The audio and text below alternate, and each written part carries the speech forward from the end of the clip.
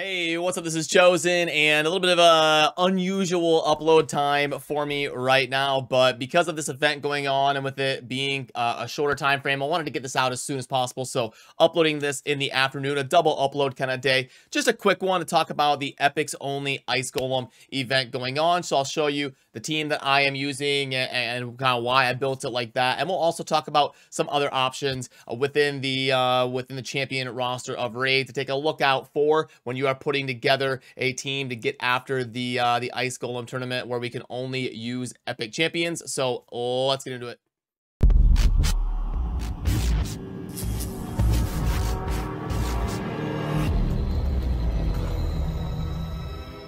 Alrighty, so yeah, pretty straightforward, and we'll let it run, and I'll talk to you about the general thought process around this. So I did want to build a seer team because it ended up being a little bit faster when I was throwing stuff together, and you know, I didn't want to get into a bunch of min-maxing, moving gear around, spending millions of silver and stuff like that.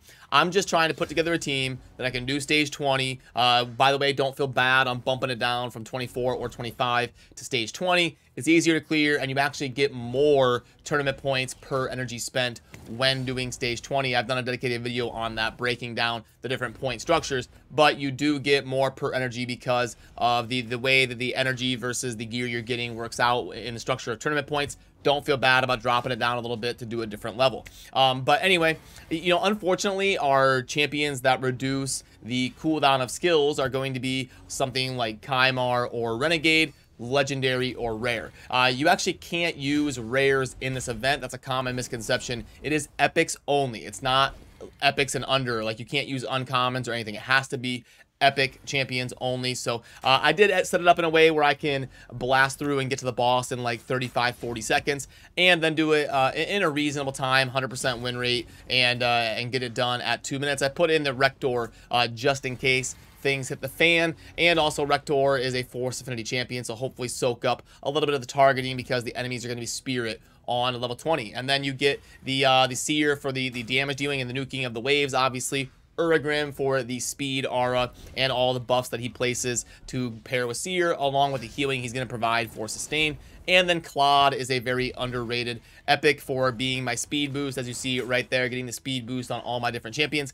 And then Stag Knight does not need an introduction. He is one of the best epics in the game. He's going to lower the speed of the boss. He's going to lower the speed of the minions, just like you saw him do right there. He's going to have a very reliable decreased attack on the AoE, while also lowering the defense of them so that my Seer can nuke them a lot harder and we can crank out some damage. So right there you see the AoE decreased attack coming down from Stag Knight, and we will blow up the Ice Golem anytime. Now the run is pretty consistent. It's usually right around 215, and there we go at 212. So we've got a 100% win rate, all epic team right here, and that was kind of my thought process when putting it together.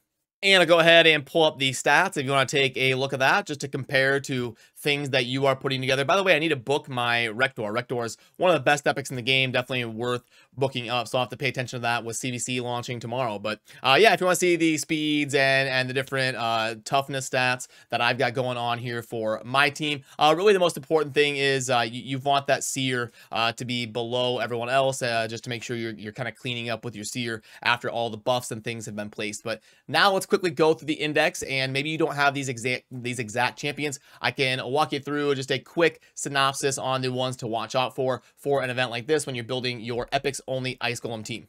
Which, by the way, before we get into that really quickly, this is the tournament structure. You can see getting in the top 3 will get you some fragments for that Kale skin, and there's a Void Shard over there on the right side at 2100. We'll take that, right? So it's worth getting after it if you can put together the roster of epics, and especially if you're in a realistic group, which typically happens in the Ice Golem, where it's kind of the least desirable dungeon for some of those players that are YOLOing a bunch of resources. So not a bad one to think about participating in. But now let's go over the index really quick and the epics on to watch out for.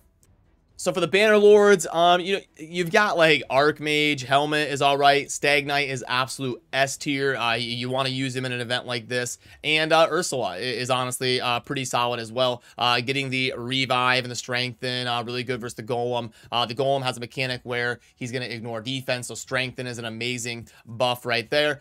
So yeah, going to be a really good choice here with Ursula as a support. Stag Knight and Archmage pretty good here from the Banner Lords. Far as the high elves, it's going to mostly be the usual suspects like your RG and your Tyrell, but don't sleep on Andrissia, the newer Void Lego to the game. Definitely not a bad one to pay attention to as well for an event like this. The Sacred Order have a ton of epics. Unfortunately, they don't have a ton of amazing ones. Deacon is awesome for sure. The all speed and 19% is worth taking note of. You want a good speed aura if you don't have an Uragrim or something. Godseeker can be pretty solid. You probably don't want to use Godseeker with like a seer team, because you're just going to be ripping away all of those buffs that Godseeker is increasing the duration of. So something to take note of there if you're a big fan of Godseeker. Other than that, nothing really stands out to me here. Lodric can be okay, Cardinal, stuff like that. But mostly Phoenix. Phoenix is really good in the Ice Golem for sure. This ability right here is really good. You're gonna decrease defense and speed, and he hits pretty hard for an epic for sure. And then you're also gonna be blocking buffs, and the A1 is also gonna hit really hard for an A1. And enemies killed by this skill cannot be revived. Really handy when you're trying to take down those minions from the Golem. For the Barbarians, I would say Armina is underrated, a very solid epic for sure. We know the drill. Fabrican can be good for cranking out damage. Haikatoon can be a good speed buffer for you, but the Aura is also amazing besides just the speed buffing of the all 19. If you're a little bit more of an early game player, Haikatoon would probably be a really good option. The Ogarin are obviously going to have Uragrim, that is just like Stag Knight, S tier for this event, and some other ones that are pretty decent. You've got Ugo, really solid for an event like this, especially if you're doing stage 20. She's going to be strong against that affinity. And Claude as a speed booster is definitely underrated. And for some of those progressing accounts where you don't have really good accuracy from your banners or your Great Hall, Claude would be a great choice as well. Just make sure you're landing everything. For the Lizardman epics, so you've got your tried and true Jareg, and Broadmao is actually a pretty solid reviver. A lot of people forget about Broadmao, but does revive 2 random allies. Revive is really good in the Ice Golem. Broodlord's a pretty cool new epic. You've got a little bit of Provoke, you've got the Ally Protection, which is handy in the Ice Golem, and then you're also going to be placing a shield, and then we've got an AoE stun if they are under a decreased speed, which can be super handy for the waves. So yeah, he's an alright choice as well. You know, but that's probably the ones I would watch out for in Lizards. The Orcs are obviously going to have Seer for sure. If you're building a composition like I was around being able to nuke the waves super fast, you'd want people that place buffs to pair with her. If you're going for a more sustained route, Verask would be an amazing healer for an event like the Golem. And Dyuk is kind of similar to Ugo and Stag Knight. Really solid choice for level 20 because of the magic affinity as well. In the demon spawn, some of the ones that stand out to me, you do have Dur as a reviver, a newer epic to the game, and then the old tried and true Padma and Umbral Enchantress. Padma is actually really good for the Ice Golem because of the consistent decrease attack on the A1, and that's going to help you be able to sustain those hard-hitting things that ignore defense. And then Umbral, obviously, a great epic as well. The Undead, they've got some interesting ones. The old school Gorgarav as a reviver, Seeker for damage and turn meter boosting. Mausoleum Mage is pretty solid to pair with those Seer teams. Vogoth can be a decent healer. And Dark Elame with like the freeze mechanics maybe and the magic affinity if you're doing level 20. But yeah, other than that, Zealotas got some shielding, but that's probably the main ones to look out for in Undead.